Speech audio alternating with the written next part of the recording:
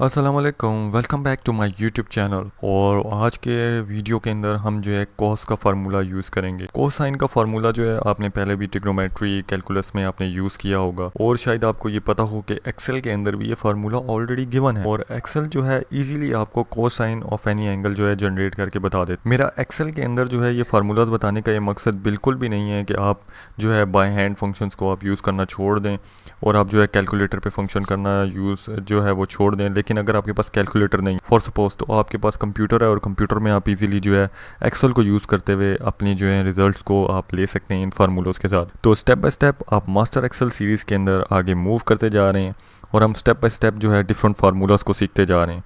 अभी तक हमने काफ़ी सारे फार्मूला सीखे हैं। जो आज का फार्मूला है कॉस का फंक्शन, ये आपको कोसाइन ऑफ एनी एंगल जो है वो रिटर्न करेगा। बहुत आसान सा फार्मूला है, मैंने यहाँ के ऊपर सॉल्व आउट भी किया हुआ है। तो आपके पास इक्वल टू आपने लिखना है कॉस और मैं इसको ज़रा मिटा के दोबारा आपको नंबर सेलेक्ट करके दे दूं तो आपके पास आ गया 0.005। अब कॉस के पास अगर मेरे पास तो टेबल बना हुआ होता है हमेशा, ताकि जो है मैं इस नंबर्स को अगर मैं चेंज करना चाहूँ तो मैं इन नंबर्स को साथ साथ जो है चेंज करता आसानी से चेंज कर लूँ। लेकिन अगर आप इसको सिंपल लिख के कॉस और उसके बाद जो है आपने ब्रैकेट डाली एक और आप नंबर लिखें 2 और आप एंटर करें तो आपको इस तरीके से भी ये रिजल्ट्स जो है प्रोवाइड कर देता है। लेकिन टेबल बनाने का सबसे बड़ा फ़ायदा आपके पास ये होता है कि आपको इजीली बार बार अगर आप नंबर चेंज करते रहते हैं तो आपके पास रिजल्ट्स ऑटोमेटिकली चेंज होते हैं। आपको कुछ भी नहीं करना होता, कॉलम के अंदर सिर्फ आप लिखते हैं और आपके पास जो है वो नंबर जो है चेंज हो जाता है। थोड़ा सा मैंने इसको एडवांस में ये किया कि ये रेडियंस में आंसर आता है तो हमें degrees most of the time चाहिए होती हैं। तो एक्सेल में आपके पास डिग्रीज का फार्मूला भी है, आपने इक्वल टू डिग्रीज लिखना है और इस वैल्यू को सिलेक्ट कर देना है या जो वैल्यू जिसको आपने कन्वर्ट करना है डिग्रीज के अंदर, तो ईजिली आप वो भी परफॉर्म कर सकते हैं। तो बेसिकली आपके पास ये एक बहुत आसान सा फार्मूला है जो कोसाइन ऑफ गिवन एंगल आपको प्रोवाइड कर देता है